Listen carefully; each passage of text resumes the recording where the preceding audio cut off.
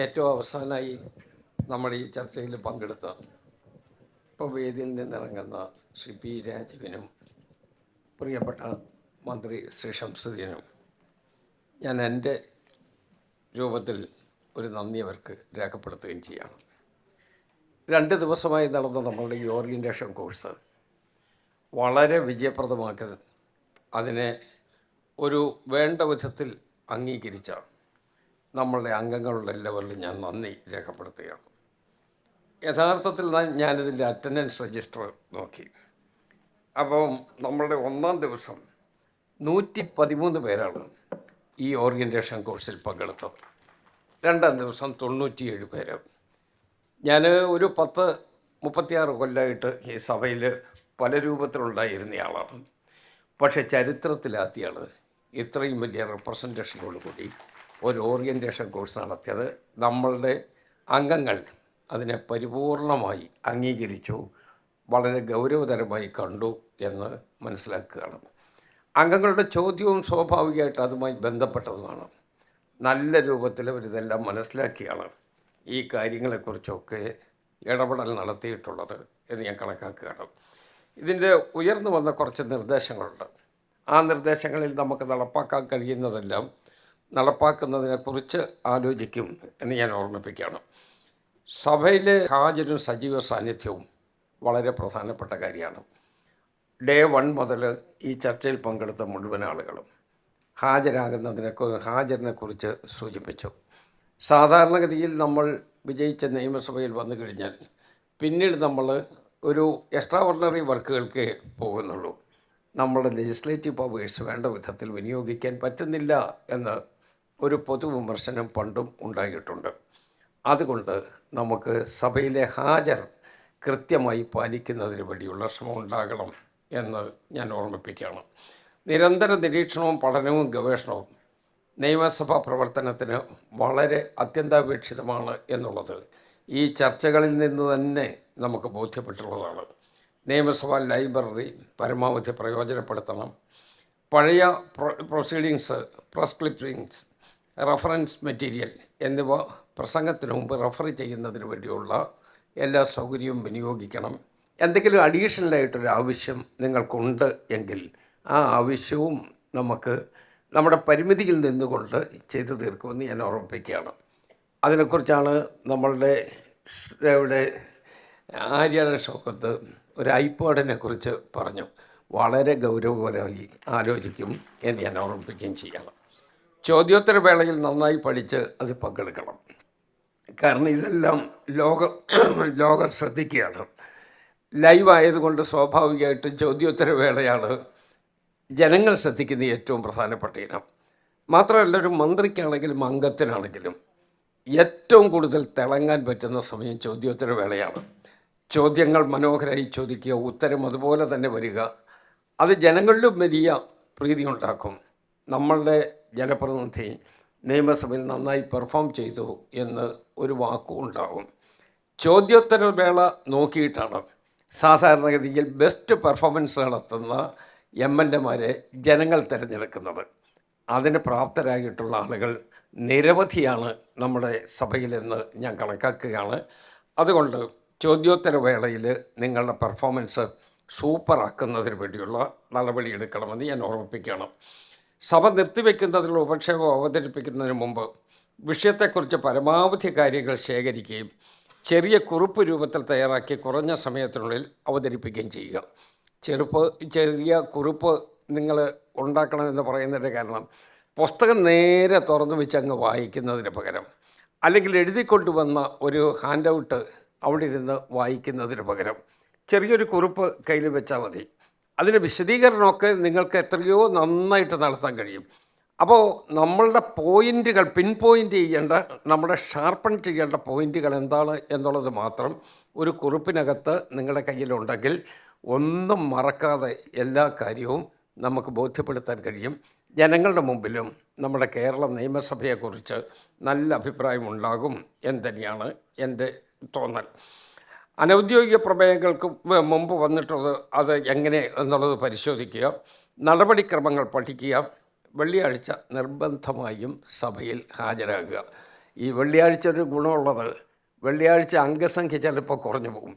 അപ്പോൾ ഈ ഇരിക്കുന്ന ആളുകൾക്ക് നന്നായി പെർഫോം ചെയ്യാനും പറ്റും, നല്ല അവസരം കിട്ടുകയും ചെയ്യും. സാധാരണ നമ്മൾ അങ്ങനെ ഒരു അവസരം കൂടുതൽ വിനിയോഗിക്കാറില്ല. അത് വേണ്ട വിധം വിനിയോഗിക്കാൻ കഴിയണം എന്ന് ഞാൻ അഭ്യർത്ഥിക്കുകയാണ്.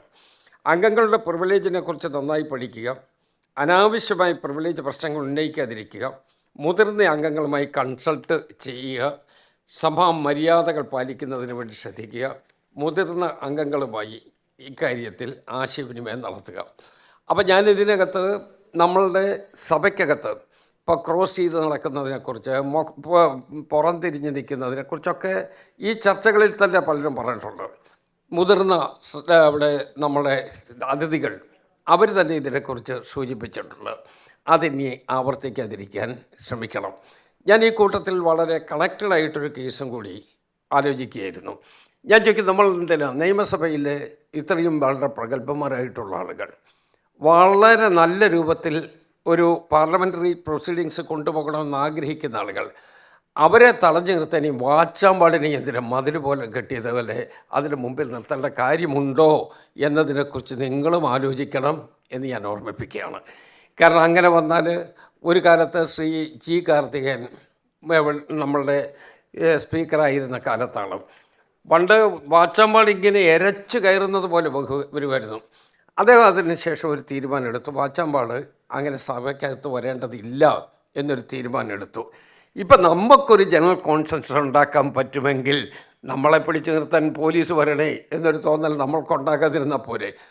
അതിന് നമ്മൾ നിശ്ചയമായിട്ടും വാച്ചാമ്പാടിനെ നമുക്ക് അവിടെ ഉപയോഗിക്കാതിരിക്കണമെന്നുള്ള എൻ്റെ അഭിപ്രായം നിങ്ങൾക്ക് അംഗീകരിക്കാൻ കഴിയുമോ എന്നുള്ളതാണ് എൻ്റെ ചോദ്യം.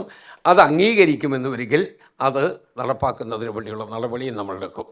അപ്പോൾ നമ്മളുടെ സഭ അത് നിയന്ത്രിക്കാനും അതിന് നിശ്ചിത രൂപത്തിൽ കൊണ്ടുപോകാനും താഴെ ഇരിക്കുന്നവരും മേളിലിരിക്കുന്നവരും ഇടതുവശം ഇരിക്കുന്നവരും വലതുവശം ഇരിക്കുന്നവരും, അപ്പോൾ ഒരു നിയമസഭയിലെ എല്ലാ ആളുകളുമായി എല്ലാവരും ഒരുമിച്ചൊരു കോൺസെൻസസ് ഉണ്ടായാൽ നമുക്ക് ആ കാര്യത്തിന് ഒരു പരിഹാരമുണ്ടാക്കാൻ കഴിയുമെന്നുള്ളതാണ് എൻ്റെ വിശ്വാസം. അതുകൊണ്ട് ഇന്ത്യയിലെ മറ്റ് നിയമസഭകളിൽ പലതിലും ഇല്ലാത്ത മാതിരി വളരെ റിഫൈൻഡായിട്ടൊരു സൊസൈറ്റിയുടെ പ്രതിനിധികളാണ് കേരള നിയമസഭയിലെ അംഗങ്ങൾ എന്ന് ജനങ്ങൾക്ക് മുമ്പിൽ ഒരു ചിത്രമുണ്ടാക്കാൻ അത് സഹായിക്കും എന്ന് തന്നെയാണ് എൻ്റെ അഭിപ്രായം. ഭരണപക്ഷവും പ്രതിപക്ഷവും സമന്വയത്തിൻ്റെ പാത പിന്തുടരണം. മറുപക്ഷത്ത് പറയാനുള്ളത് കേൾക്കാൻ ക്ഷമ കാണിക്കണം. അവിടെ സ്വാഭാവികമായിട്ടും നമ്മളെക്കുറിച്ച് ചിലപ്പോൾ രണ്ടെണ്ണം പറഞ്ഞു എന്നിരിക്കും, പറഞ്ഞോട്ടെ.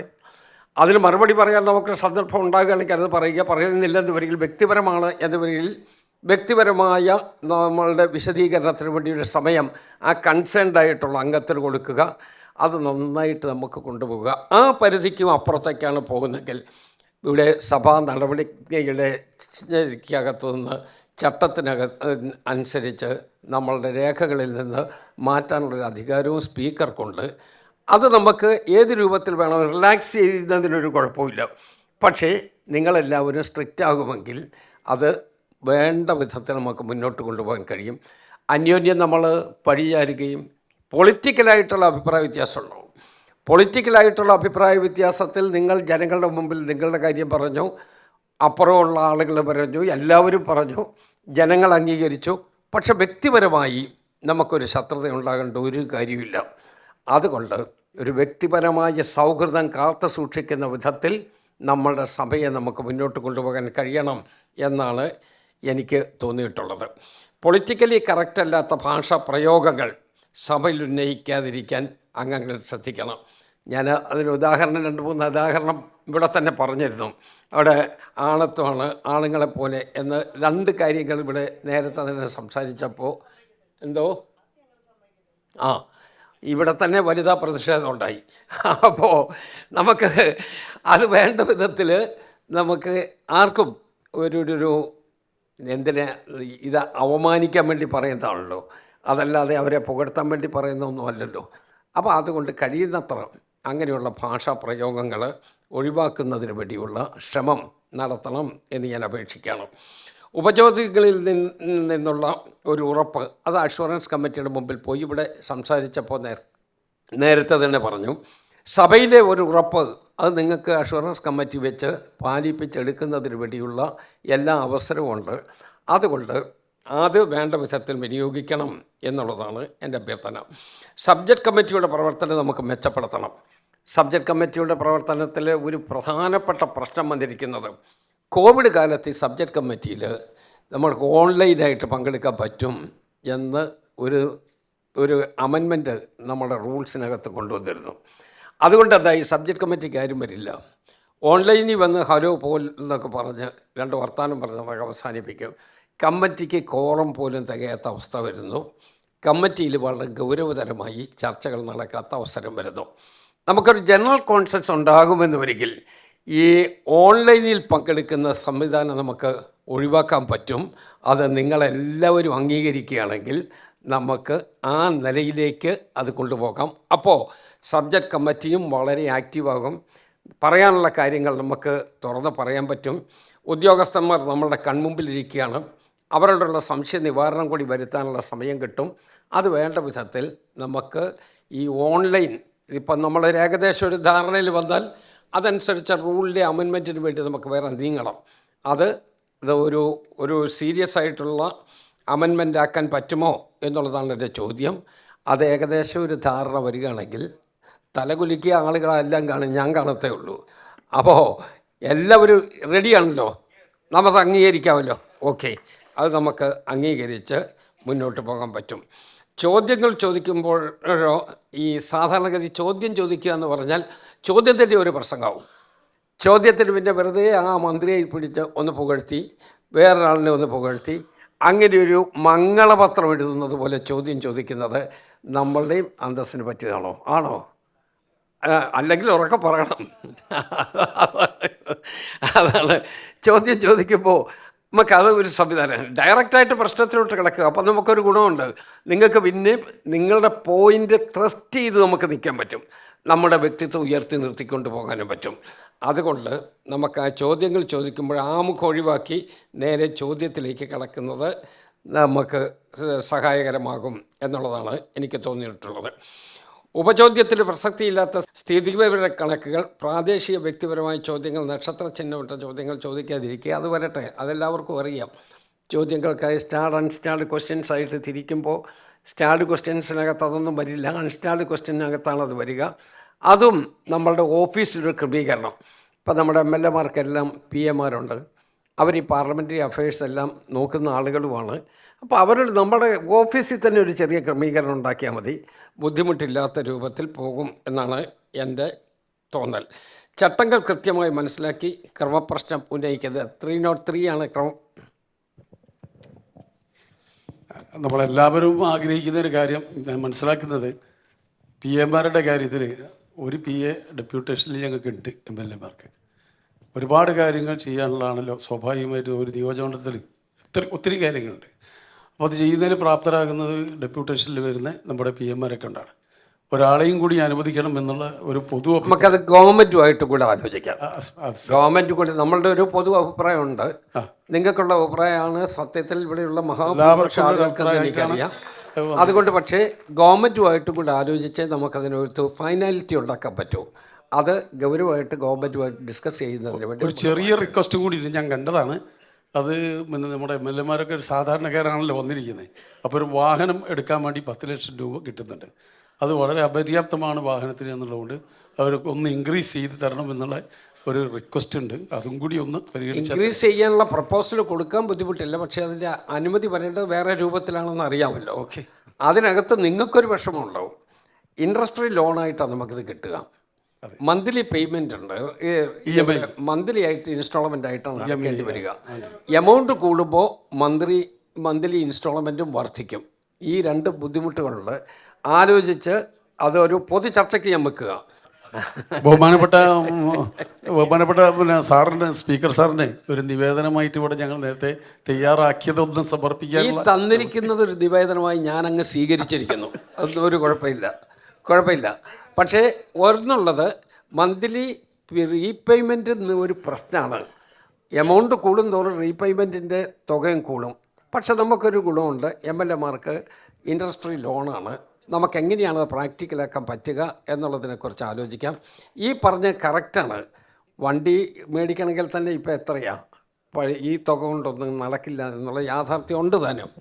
ഞാൻ അതിനെക്കുറിച്ച് അതിൽ വർക്ക്ഷോപ്പിൻ്റെ ഒരു കാര്യം പറഞ്ഞിരുന്നു. നമ്മുടെ ഡിജിറ്റൽ വർക്ക്ഷോപ്പ് അത് നേരത്തെ നമ്മുടെ ആര്യാടൻ ഷൗക്കത്ത് നമ്മുടെ ഇതിന് വേണ്ടി പറഞ്ഞു. അങ്ങ് അനുഭവപൂർവ്വം പരിഗണിച്ചപ്പോൾ അത് കൈകാര്യം ചെയ്യണമെങ്കിൽ ഞങ്ങൾ പഠിക്കണമല്ലോ, അതിന് സെപ്പറേറ്റ് വർക്ക്ഷോപ്പ് വെക്കാമെന്നുള്ള ഒരു നിർദ്ദേശം വന്നിരുന്നു. അതിനൊരു തീരുമാനം വരണം. നമുക്ക് നോക്കാം, ഞാൻ അതിലോട്ട് വരുന്നുണ്ട്, അവസാനം ലാസ്റ്റ് ഇതിൽ പറയാം. അപ്പോൾ ഈ പറഞ്ഞതുപോലെ നല്ല രൂപത്തിൽ നമുക്ക് ഭരണപക്ഷവും പ്രതിപക്ഷവും ഒരു സമന്വയത്തിൻ്റെ പാതയിലൂടെ പോവുക. ഇവിടെ സബ്ജക്റ്റ് കമ്മിറ്റിയുടെ പ്രവർത്തനം നമുക്ക് ശക്തിപ്പെടുത്തണം.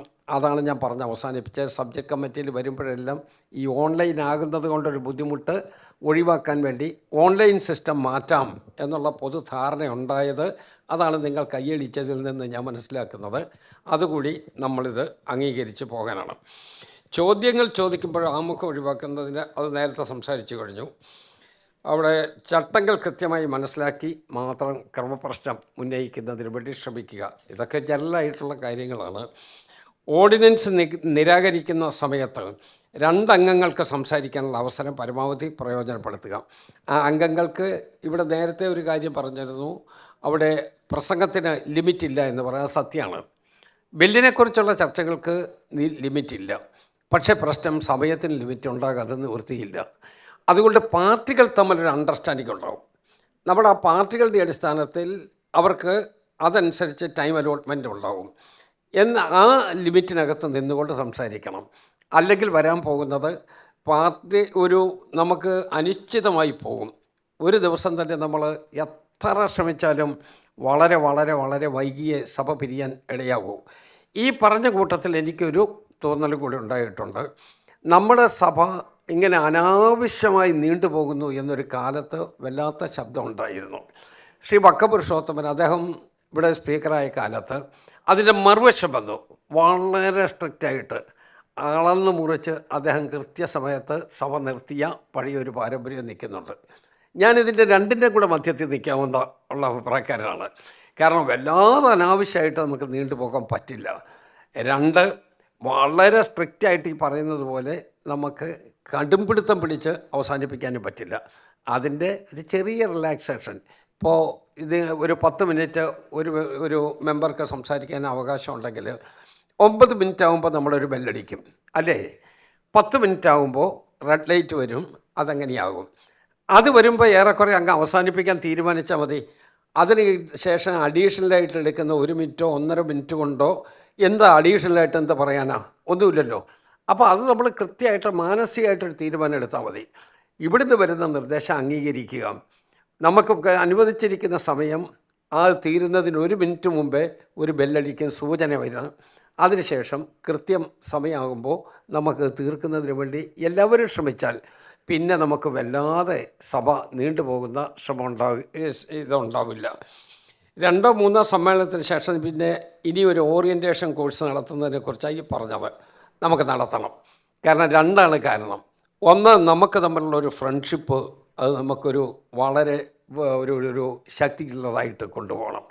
പരസ്പരം ഇനിയിപ്പോൾ ഇവിടെ നിന്ന് സഭ പിരിഞ്ഞ് കഴിയുമ്പോൾ ഓരോരുത്തരും ഓരോ വഴിക്കാം.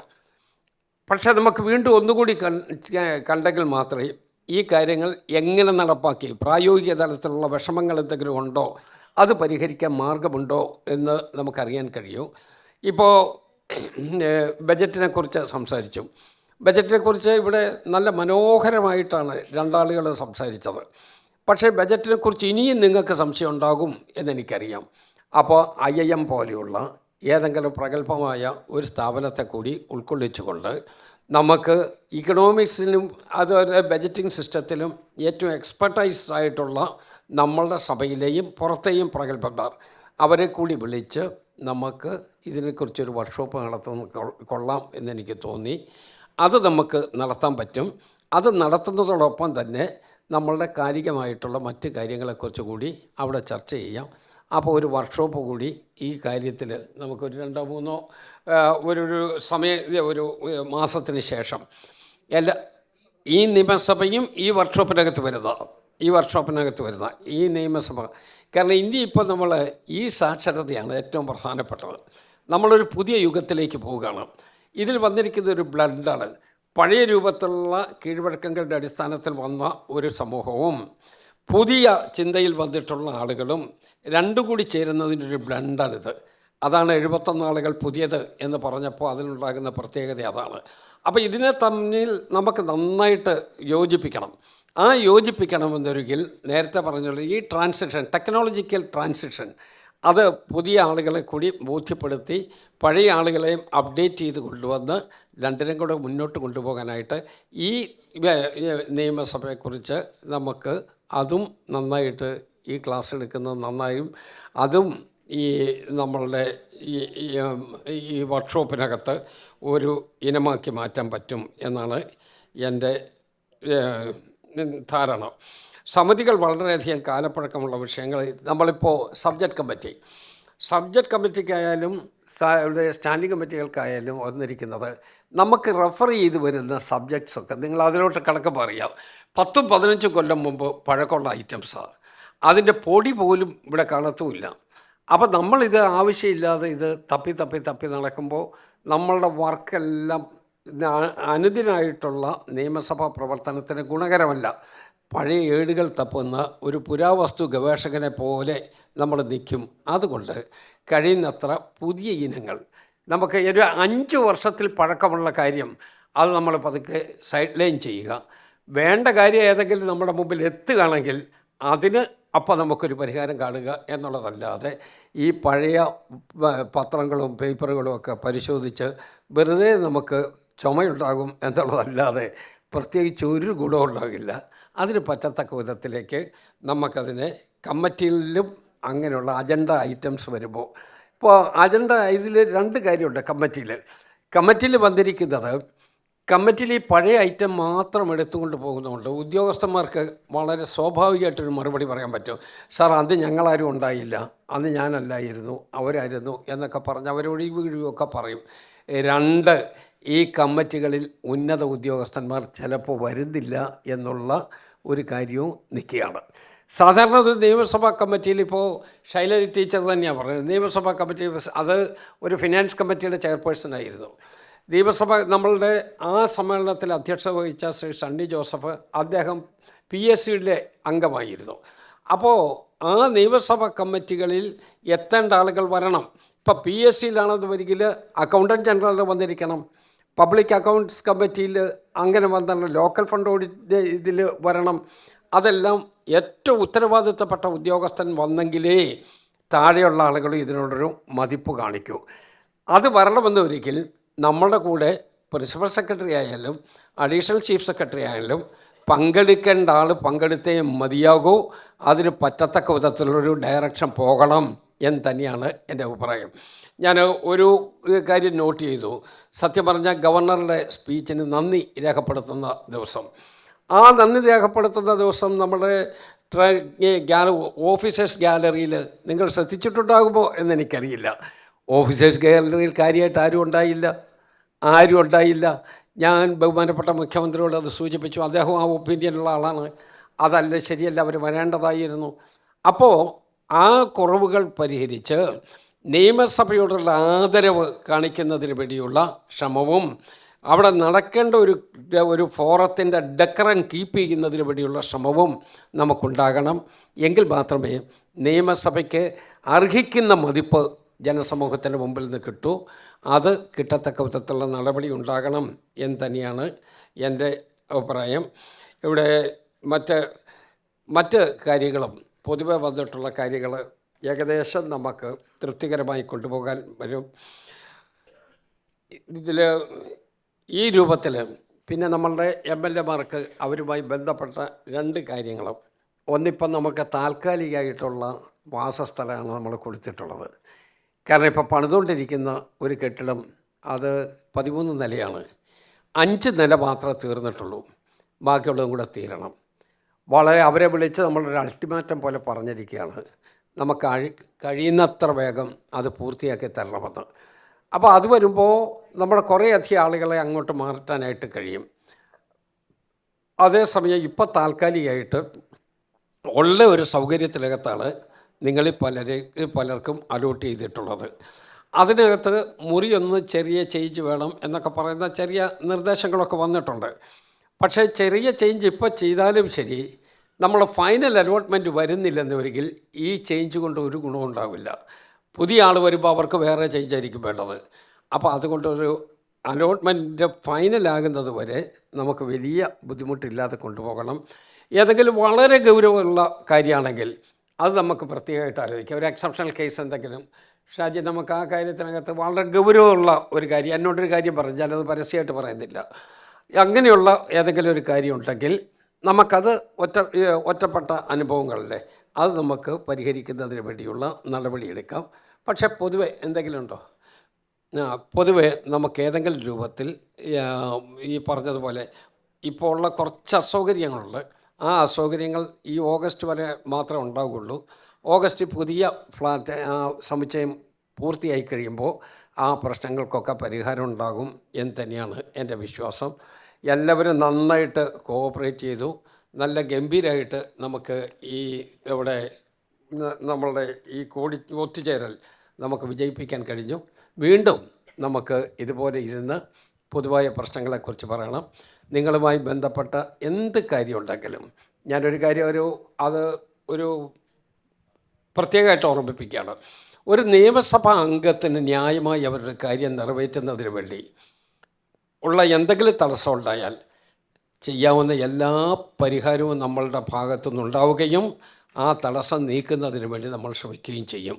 നമ്മളൊരു കുടുംബം പോലെയാണ്. പൊളിറ്റിക്സിനകത്ത് പല അഭിപ്രായം ഉണ്ടാകും, പക്ഷേ നിയമസഭയ്ക്കകത്ത് ഈ പൊതുകാര്യങ്ങളിലൊന്നും വ്യത്യസ്ത അഭിപ്രായം ഉണ്ടാകേണ്ട കാര്യമില്ല.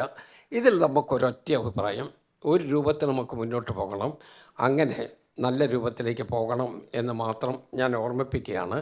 നല്ല ഭംഗിയായിട്ട് ഈ ചർച്ചകളിലും ബാക്കി എല്ലാ കാര്യങ്ങളിലും സഹകരിച്ച നിങ്ങളുടെ നന്ദി രേഖപ്പെടുത്തുക കൂടി ചെയ്തുകൊണ്ട് ഷാനിമോൾ, നമ്മളുടെ പ്രിയപ്പെട്ട ഡെപ്യൂട്ടി സ്പീക്കർ ശ്രീമതി ഷാനിമോൾ ഉസ്മാൻ നിങ്ങളോട് സംസാരിക്കും. അത് കഴിഞ്ഞ് ശ്രീ ഷാജി നന്ദി രേഖപ്പെടുത്തി അവസാനിപ്പിക്കും. ഏറ്റവും ബഹുമാന്യനായ സ്പീക്കർ, അതുപോലെ തന്നെ നിയമസഭാ സെക്രട്ടറി, ബഹുമാന്യരായ മന്ത്രിമാർ, ബഹുമാനപ്പെട്ട അംഗങ്ങൾ, ഉദ്യോഗസ്ഥർ, വളരെ ഫലപ്രദമായ രീതിയിലാണ് 2 ദിവസത്തെ ഈ ഓറിയൻറ്റേഷൻ പ്രോഗ്രാം ഇവിടെ നടന്നിട്ടുള്ളത്. ബഹുമാനപ്പെട്ട സ്പീക്കർ തന്നെ പറഞ്ഞു, അറ്റൻഡൻസ് വളരെ മികച്ച അറ്റൻഡൻസ് 2 ദിവസവും ഉണ്ടായി എന്നുള്ളത് തന്നെ പഠിക്കാനുള്ള ആഗ്രഹമാണ് അതിലൂടെ നമുക്ക് മനസ്സിലാക്കാൻ കഴിയുന്നത്. വളരെ കൃത്യമായി തന്നെ 2 ദിവസം നടന്ന ക്ലാസ്സുകളെ സ്പീക്കർ വിശകലനം ചെയ്ത് കഴിഞ്ഞിരിക്കുന്നു. ഒരു കാര്യം ഇപ്പോൾ നമുക്ക് മനസ്സിലായത്, അംഗങ്ങളുടെ അവകാശത്തിന് വേണ്ടിയും അതുപോലെ തന്നെ നമ്മുടെ പൊതുവായ പുരോഗതിക്ക് വേണ്ടിയും എന്തൊക്കെ ചെയ്യാമോ അതൊക്കെ ചെയ്യുമെന്ന് പറയുന്ന സ്പീക്കർ തന്നെയാണ് ഐശ്വര്യം എന്ന് സൂചിപ്പിക്കാൻ ഞാൻ ആഗ്രഹിക്കുകയാണ്.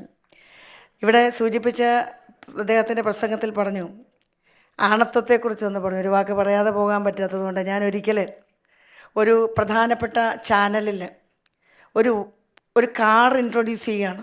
കാറിൻ്റെ ഗുണഗണങ്ങളെ സംബന്ധിച്ചും അത് പെട്രോളാണോ ഡീസലാണോ എന്നൊക്കെ പറയുന്നതിൻ്റെ കൂട്ടത്തിൽ നല്ല ആണത്വമുള്ള ബോണറ്റ് എന്നൊന്ന് പറയുന്നത് കേൾക്കാനിട വന്നപ്പോൾ ഞാൻ അപ്പം തന്നെ ആ ചാനലിലും വിളിച്ചു.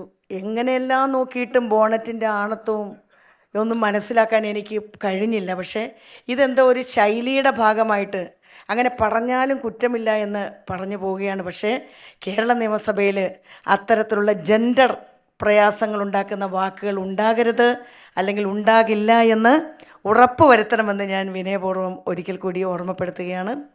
തീർച്ചയായിട്ടും നമുക്ക് ഒരുപാട് കാര്യങ്ങൾ പഠിക്കാനുണ്ട്. ഇവിടെ ഇന്ന് ഒരു തുടക്കമാണ്. ഇനിയും ഒരുപാട് ക്ലാസ്സുകൾ വേണം.